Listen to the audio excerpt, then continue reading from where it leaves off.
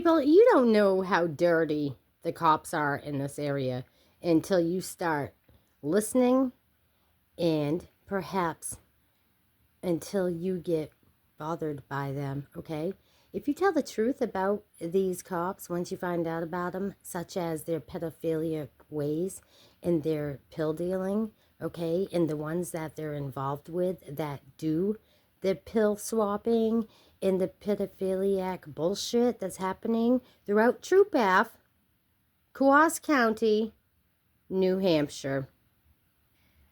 For instance, I'm going to show you that because I have made the reports in regards to elder abuse, pill sharing, pill dealing, murders, and child molestation, I've been retaliated against. And the latest is on January 1st when I was illegally apprehended. And I'll tell you why I say illegally apprehended. They didn't even have a warrant on them.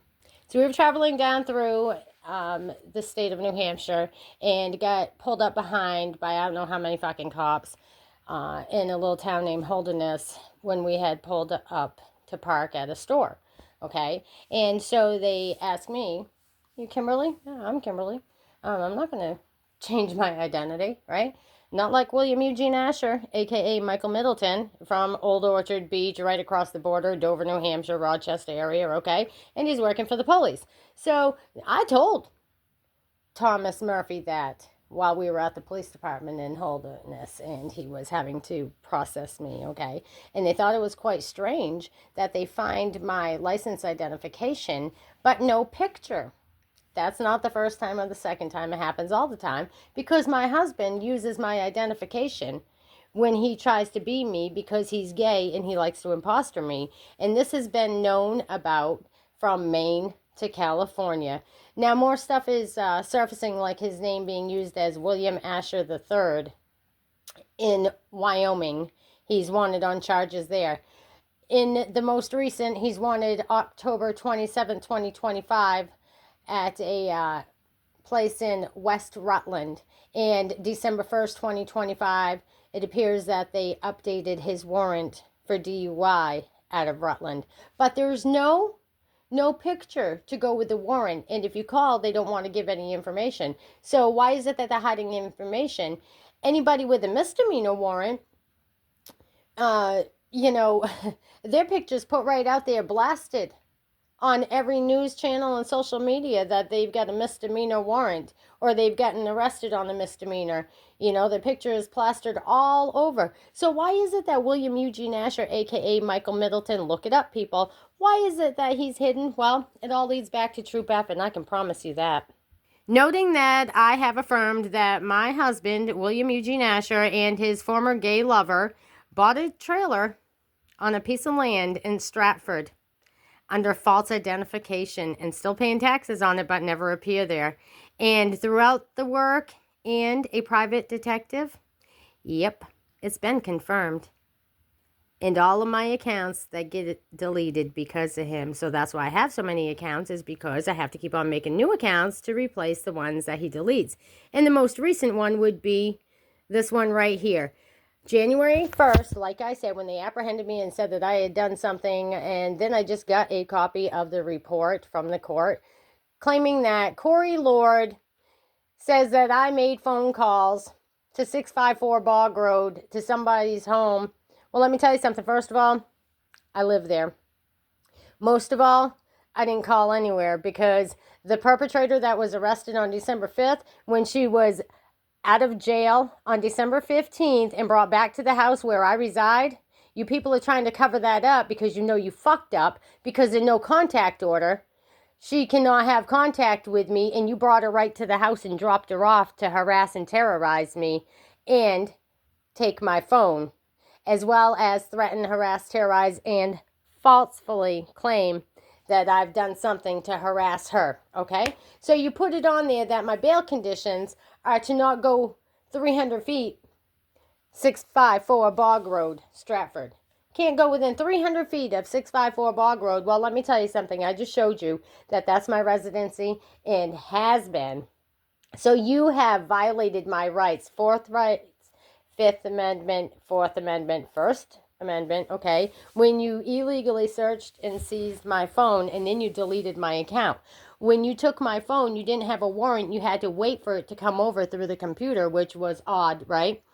When you arrested me, you didn't have a warrant in hand because New Hampshire State Police failed to send one because they didn't fucking have one. Isn't that right, Corey Lord? So, violation of USC 242 1983, you did not properly investigate before you charged me and seized my phone, which is a medical device, and then you canceled my account thinking that I wouldn't be able to retrieve emails and such documents that were on that Google account. Well, you're dead fucking wrong. You're not dead, but you're wrong, okay? And so I'm going to let you know that, first of all, Sambo has already, and I, joined his lawsuit, filed against you, all of Troop F, and all of the state of New Hampshire, including the town of Stratford. All Jane Does and John Does involved in harassing us, terrorizing, false reporting, falsifying reports, and claiming that we're homeless, trying to get our registration to our vehicles canceled and make it so that we look like we're vagrancy or loitering and such, okay? So we all know the systematic pyramid of how you all work with each other to take somebody down out of retaliation. Sambo doesn't understand it because he has a learning disability, and you all are aware of that. So you're very upset to know that I look out for him, and that pyramid is starting to fucking crumble. Tone. When you are finished, hang up or press pound for more options. Good afternoon, Lieutenant Trooper Ladd.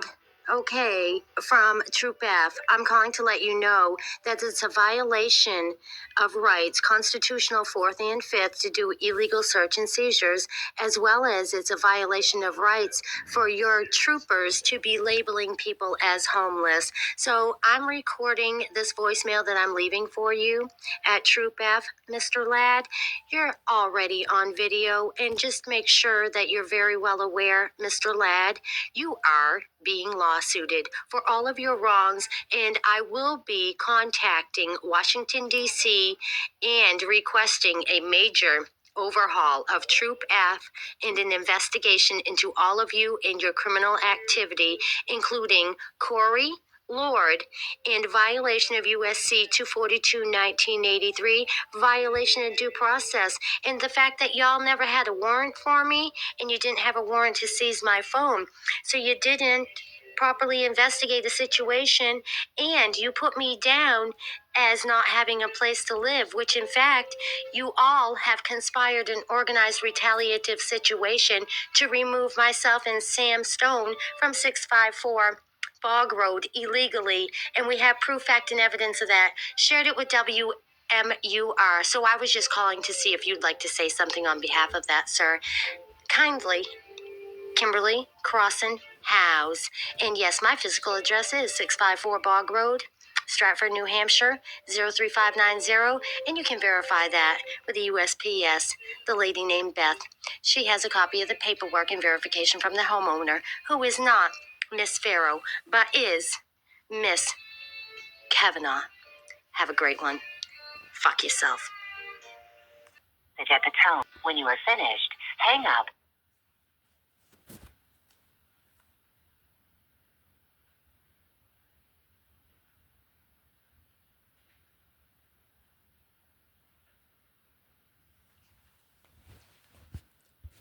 Okay, so you've just heard it for yourself. There you go. I've let Troop F know, okay? And he knew before because I've still got more recordings that I can share, and I'm going to. But for now, we're going to take it back. Recap 30 years. The reason why this shit is happening is because they're covering former rep over in Maidstone, Vermont, back in 1997 era when he married Brenda Young, who was formerly married to the chief of police / sheriff of Coos County, okay, of Groveton, New Hampshire, Lee Rice. He's dead now. But then she married David Lovell, and he works with the Board of Selectmen over there in that area. This is a well-known story. She's been approached with it. So have the police. And every time they're approached, they hide the information from all the other wives. So knowing that he is actually wanted at West Rutland for October 27, 2025, I believe, is what it shows, that he had an issue over there and there's a warrant, and that it related him back to his warrant from April of 2020 for a DUI. But because they're not extraditable charges, they won't go to New Hampshire and get him. But because he's working for the police in New Hampshire in Stratford County, nobody wants to touch him. So, that's why I tell you, all these cops are very frivolous and they're involved because they all know that their perpetrator is right there. William Eugene Asher, my husband, he's a bigamist, he's a con man, he's been doing it for many, many years, and he's friends with who other than this fucking pedophile right here, Jeffrey Noyce, hidden by that little boy with the shiny teeth, okay, in the brim hat. Yep, they're all involved in pedophiliac, human trafficking, sex trafficking, and drug trafficking. Troop S is very involved with trafficking. Isn't that right, Mr. Cass? Okay? Why is it that you're hiding all the information? Do you seriously think it's funny that the state taxpayers are paying these lawsuits? They're not happy with it. I can tell you that right now. So I would suggest you tell everybody why you hid this case after you came and talked to me. Okay? Why don't you tell everybody the truth about what your relationship is with the people at 654 Bog Road? The relationship that hinders you from doing the right thing and making an arrest on the girls that are up there dealing pills, abusing a senior citizen age 94. And you all know it. You know about the money laundering. You know that they stole money from Sambo. You know it. You've got the records of it. You've got the information and documentation from DHHS when they caught it the same day that it happened, that they had turned in with a forged signature, a proof of information form to DHHS, signing Sammy's name to it.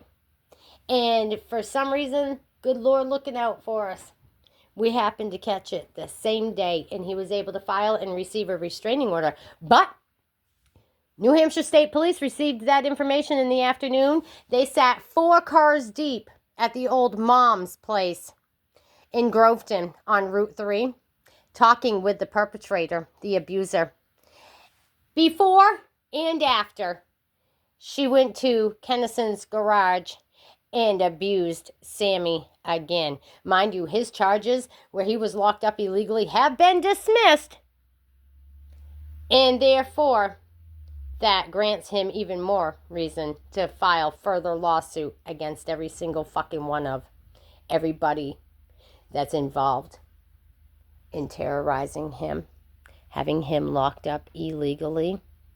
And believe me when I tell you, it's not over until the fat lady sings, and this bitch is only 110 pounds. So with that being said, I'm going to ask you all one more time to kindly assist Sammy getting into an apartment. I've come up with 2/3 of the money for his rent and security to get him off the road, out of his car that they're trying to cancel his registration to, so that he has no vehicle. Okay? He just suffered a heart attack last week, got out of the hospital from it, all due to having to be in this inclement weather, sleeping in his vehicle with not appropriate medication, no appropriate food or beverage, inclement weather. And you think that's okay? It's not okay with me. So I'm asking you kindly. I came up with the 2/3 of the money on my own because I work for a fucking living. I'm putting all of what I got, including selling a vehicle, to help him financially get into a place and off the streets. So I'm asking you to help me help Sambo. Thank you.